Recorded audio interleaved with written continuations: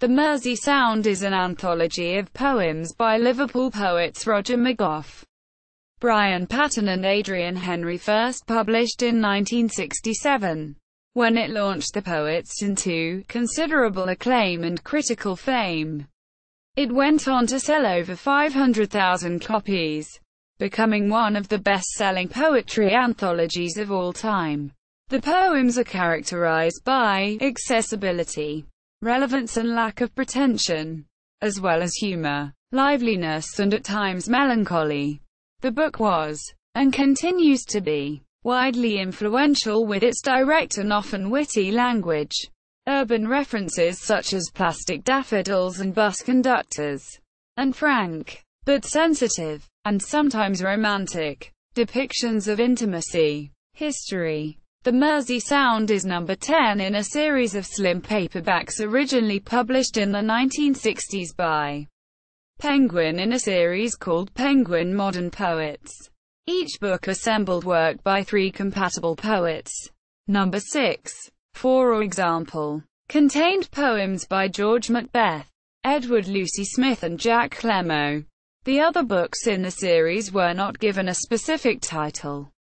The first edition of the Mersey Sound contains 128 pages, the half-title page being number 1. Henri is first with 44 pages, 30 poems. Then McGough with 32 pages, 24 poems, and Patten with 31 pages, 26 poems. A revised and expanded edition was published in 1974. With a cover showing an electric guitar and a total of 152 pages. Like the first edition, this second edition is now available only as a second-hand item. Another revised edition came out in 1983, by which time more than 250,000 copies of the two previous editions had been sold. The third edition has revised edition as a subtitle, but on the cover only, with a photograph of the three poets taken by Dimitri Castorine. Extra poems, such as Henri's The Entry of Christ into Liverpool, helped to take the total number of pages to 160. But some of the reprinted poems had been revised in the meantime, and some were omitted, such as McGough's Why Patriots Are a Bit Nuts in the Head. The blurb mentions the revisions, but there is no explanation for the omissions. There was also the addition of short biographies of each poet, another book in the same format, and with complementary graphics, was also published in 1983, titled New Volume and with all new poems by each poet, and the same biographies as in the revised edition. Again, the space is weighted in favor of Henri, at 57 pages, with McGough having 33 pages and Patten 35 pages, though they each have two more poems included than Henri, whose section includes longer sequences such as From Autobiography poems. Henri took the title of the poem, Tonight at Noon, from a Charles Mingus LP. He uses it 3 times in the poem. The first two to introduce a list of contradictions, such as, supermarkets will add 3D extra on everything, and the first daffodils of autumn will appear when the leaves fall upwards to the trees. Having set up this expectation, the poem ends poignantly with, and you will tell me you love me tonight at noon. McGough's At Lunchtime, A Story of Love is based on then-current fears of a nuclear holocaust. The poet explains the world is going to end at lunchtime in order to persuade a passenger on the bus to make love with him. She did, but it didn't. And, that night, on the bus coming home, we were all a little embarrassed. Quote, the joining of words to make a single word is a characteristic of McGough's work. The poet, always having been a bitophalid, then says, it was a pity that the world didn't nearly end every lunchtime and that we could always pretend. Quote, which they proceed to do. He sees the potential to change the world.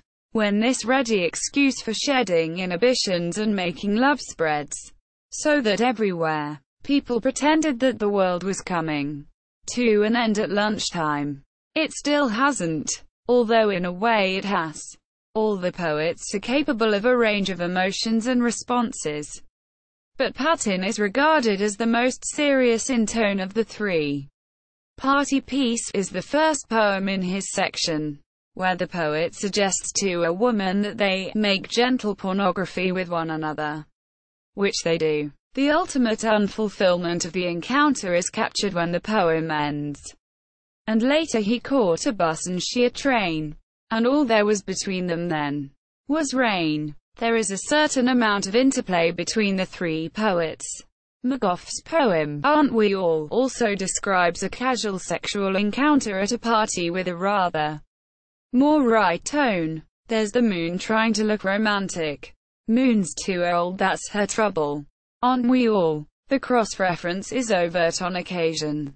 McGough has a 6-line poem, Vinegar, where he compares himself to a priest buying fish and chips, thinking it would be nice to buy supper for two. Henri includes a poem for Roger McGough, which describes a nun similarly thinking what it would be like to buy groceries for two in a supermarket.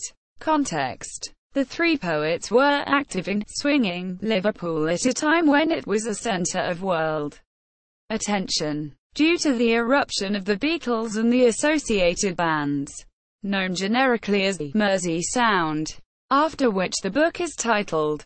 Phil Bowen in A Gallery to Play To. The story of the Mersey poets considers that the poets were as central to their generation as the poets centered on W.H. Auden were to theirs. He distinguishes between them and other contemporary, underground poets such as Michael Horowitz and Pete Brown, who modeled themselves and their verse forms on the American Beat Generation poets, whereas the Liverpool trio derived their major inspiration from the environment in which they lived. He even suggests that the Mersey Sound might not have been published at all, had it not been for the focus that Liverpool had generated musically. Contemporary effect. It has been said of the 1960s. The rebirth of poetry then was largely due to the humour and fresh appeal of this collection. The book had a magical effect on many people who read it, opening their eyes from dull poetry to a world of accessible language and the evocative use of everyday symbolism. Leading anthologist Neil Astley describes how he had been reading the classic poets at school in the 1960s, and one day his teacher read from the Mersey Sound.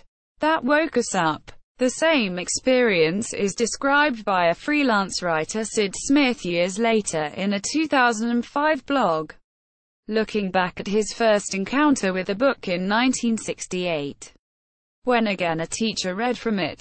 Legacy. The three poets in the Mersey Sound paved the way for later performance and people's poets, such as John Cooper Clarke, Benjamin Zephaniah, Linton Kwesi Johnson, Attila the Stockbroker, John Hegley and others who have pursued the goal of creating poetry for a wide audience.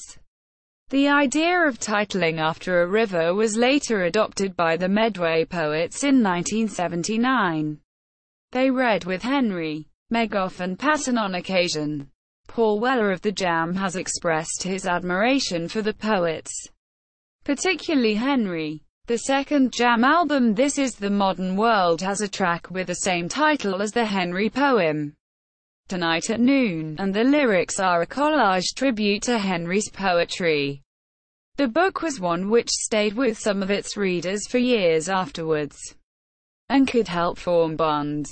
As 1960s reader of it, Sid Smith describes, flashing forward to the 90s, and I've just met a woman called Deborah at a party. We are introduced by a mutual friend and get talking. Somehow poetry comes into the conversation. One of my favorite collections is the Mersey Sound, she tells me, and in that moment I knew my life was going to change forever. As the early readers of the book got families of their own, they could find the simple language and rhyme of some of the poems suitable for bedtime reading for their children. In addition, all three poets went on to also write dedicated and successful books of children's poetry. In 2002, the three poets were given the freedom of the city of Liverpool. See also: Liverpool poets, Mersey Beat, the Medway poets, United Kingdom Underground, British poetry since 1945. Interview with Roger McGough about republication of Mersey Sound 40 years on.